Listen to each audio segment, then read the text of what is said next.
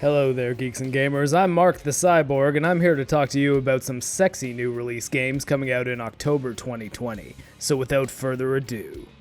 Crash Bandicoot, you banished me to the past. But all it did was give me more time to plan your doom. The recent remaster Vicarious Visions made of Crash Bandicoot 1, 2, and 3 was so successful that it has inspired a brand new entry in the series. Toys for Bob, the developer who assisted on the Crash Bandicoot remasters and led the similar Spyro remasters, is being set loose on the Crash franchise and bringing us the first numbered sequel since the original PS1 games.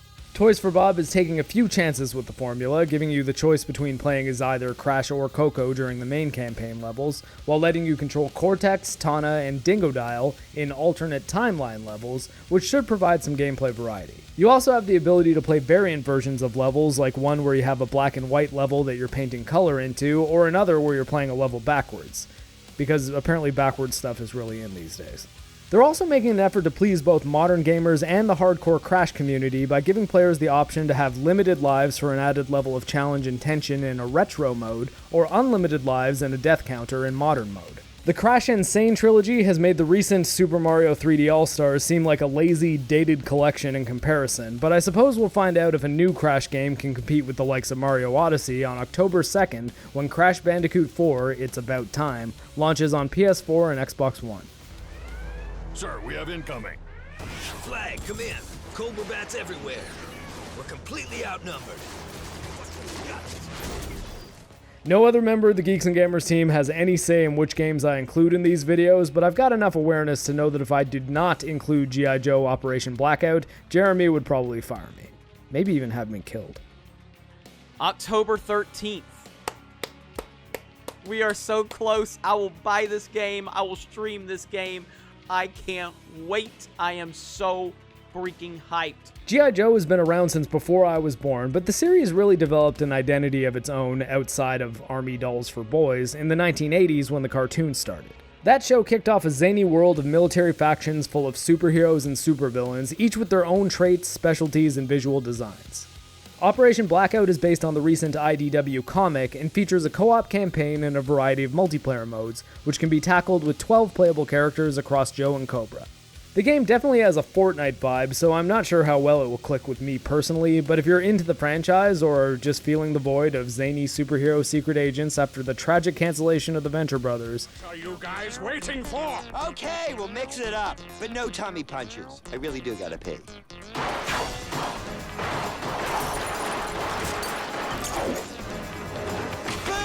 That's right! This is all happening! Cannot change the channel now! G.I. Joe Operation Blackout is launching on October 13th for PS4, Xbox One, and Switch. We have been allies for some time now. I knew who you were the moment you set foot in our world. I don't normally tackle DLC in these videos, but until Cyberpunk launches, Doom Eternal is absolutely my game of the year, so I want to give it a little bit of attention. It's also worth noting that you can play this expansion even if you don't own Doom Eternal, so technically it is its own game. Only technically, but still, I suppose it counts. Specific details are light, but we can assume that this will be a shorter single-player campaign in which the Doomslayer kicks all manner of ass, because that's sort of the deal with the new Doom games. Series composer Mick Gordon has cut ties with id Software, which normally I would be very worried about, as Gordon's music has been a great fit for Doom, but the composer they've brought on is one of the best in the industry. Andrew Hulshult is huge in the boomer shooter community, having composed for amazing retro-style FPS games like DUSK, A Medieval, Wrath Aeon of Ruin, and the upcoming Proteus. And being a big fan myself, I often use his music in the background of these videos. I put a link to his Bandcamp in the description, and if you like metal or industrial rock, I strongly recommend checking him out and buying some of his music. Or just play DUSK. DUSK is awesome. Failing that, you can wait to hear the new music he's composed with David Levy if you check out Doom Eternal: The Ancient Gods Part 1 on Steam, PS4, or Xbox One.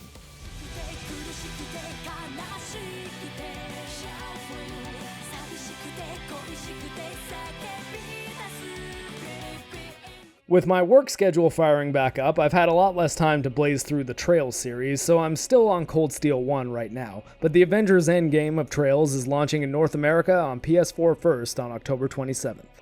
I don't really want to spoil the story for myself, so I'll admit that I didn't really research much about this game, but seeing the heroes from the Trails in the Sky trilogy and the Crossbell duology rendered in full 3D in a Cold Steel game gives me chills, as I played both those arcs in full, and they're all god-tier JRPGs which tell a long-running, consistent story, not unlike the MCU.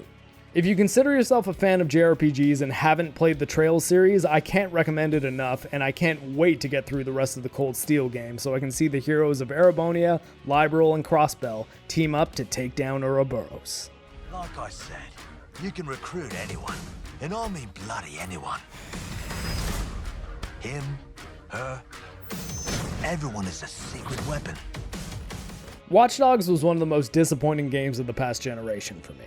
What seemed like it was going to be a true GTA killer and an incredible evolution of the Assassin's Creed series turned out to be a generic open world game with boring characters and lore that wasn't as interesting as it looked in the initial marketing. Watch Dogs 2 had a pretty big following, but it seemed to me like a pretty strange tonal departure, with the gritty hacker-seeking revenge story being swapped out for San Francisco hipster trolls people with his quirky hacker pals. Watch Dogs Legion switches the format once again, moving the series to London and following a city of potential hacker heroes, letting you recruit nearly anyone you see out in the world. While this will certainly add a great deal of variety, my worry is that it will hurt the narrative potential, making it difficult for the player to connect with any given character. By volume, it's really difficult for me to believe that Ubisoft has written fully fleshed out arcs for every potential protagonist, so my guess is that while the character selection is as wide as an ocean, the writing will likely be as deep as a puddle. I could be wrong, and they may knock it out of the park, but either way, we'll find out on October 29th when Watch Dogs Legion comes to PS4, Xbox One, and UPLAY. The story of Little Hope will take you to a place that has a dark history. A place that, like many such towns in 1692, was gripped by the fear of witchcraft. It was a place where neighbor denounced neighbor. And it was a place where self-styled witch-finders dispensed the cruelest of punishments. I really loved Until Dawn. The PS4 exclusive was Supermassive's campy horror movie game that allowed you to choose your own adventure, your way to the survival or to the deaths of a bunch of sexy teens in a mountain cabin. There are some cool actors in there too, like Rami Malek and Hayden Panettiere and, the dude from Agents of S.H.I.E.L.D. Supermassive has since broken ties with Sony and is now creating a series of similar games called the Dark Pictures Anthology. The first game in the series, Man of Medan, was not received as well as Until Dawn, despite looking way better running at a decent frame rate. But on October 30th, the day before the best holiday of the year, Supermassive will be getting another shot with Little Hope. Departing from the mountain caps of Until Dawn and the nautical setting of Man of Medan, Little Hope is set in New England, where you guide a group of probably sexy college students through a story about Puritan witch trials, which has always been fertile ground for good horror, like Robert Eggers' The Witch, or the underrated Solomon Kane. Which, fine, is probably more of an action movie than a horror movie, but that movie's badass, and I feel like I'm the only person who watched it.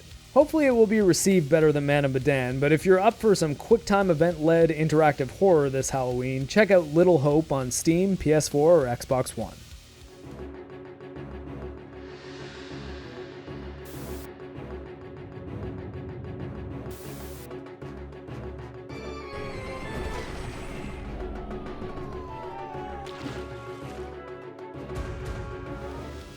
The Pikmin series has long been the Nintendo first-party underdog. Created by Shigeru Miyamoto, well, I guess he was gardening, I don't know. Pikmin has you playing as a small alien spaceman who lands on Earth and recruits tiny creatures called Pikmin to help him cultivate our crops and save his planet. Functionally, it's a strategy adventure game, which is a genre that is underrepresented on consoles, but personally I've never gotten into the series. On October 30th, the Wii U game Pikmin 3 is coming to the Nintendo Switch as Pikmin 3 Deluxe, where it may remain a cult Nintendo franchise, or maybe it'll blow up like Animal Crossing did. I guess we'll find out soon.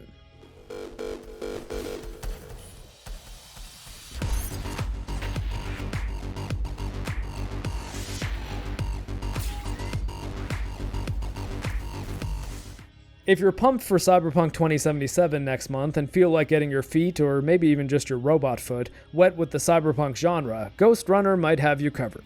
I played the demo of this game extensively, and it's sort of a cross between Mirror's Edge and Hotline Miami from a structural standpoint. Every attack kills in one hit, both your enemies and your own, so the goal is to carve a path through a cyberpunk cityscape by wall running, jumping, sliding, kicking the game into slow motion and doing a little slice and dice with your robot katana.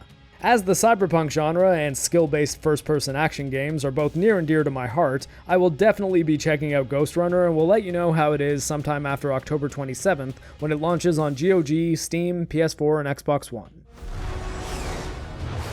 The second Death Star is gone, but the Imperial fleet is still a threat. Vanguard Squadron, let's make history. The game for which the trailer made Greg Miller actually lose a night's sleep for real, super serious best friends, is being released on October 2nd. EA Motive led the story campaign for Battlefront 2, which I thought was hot garbage, but in fairness to them, I did think the space combat portions were pretty good. Star Wars Squadrons takes that space combat and expands upon it while adding online co-op and full VR support for a less than full retail sticker price. So while this can reasonably be viewed as Battlefront 2 DLC, the development team seems to be putting in some effort to make it feel like a reasonably full-featured product. I would brace for some pretty terrible writing though. While a lot of people will defend EA's Battlefront 2 as a product overall, particularly after the loot box system was revamped, the campaign story was a disaster. If you like the space combat and you're willing to roll the dice on another EA/Disney Star Wars product, check out Star Wars Squadrons on October 2nd, or wait for my review, which I hope to have done within a week or two of release. That's the video, everybody, and I know it's been a while since I've been regularly making videos on the main channel, but while this series started here in January, the February to September entries can be found on Gaming with Geeks. We are tinkering with putting more gaming content on the main channel from both myself, MarcTheCyborg, the most charming one-legged Canadian man on YouTube, as well as Lethal Lightning, Ryan Kinnell, Krista Nova, Bossman Jeremy, and anyone else on the team who has an interest in making stuff about video games. I primarily do reviews myself, and I've linked a playlist in the description where you can find all of my Geeks and Gamers videos, with the remaining content I've done being on my own channel, MarcTheCyborg, where I also occasionally stream. Until next time, stay amazing, Geeks and Gamers.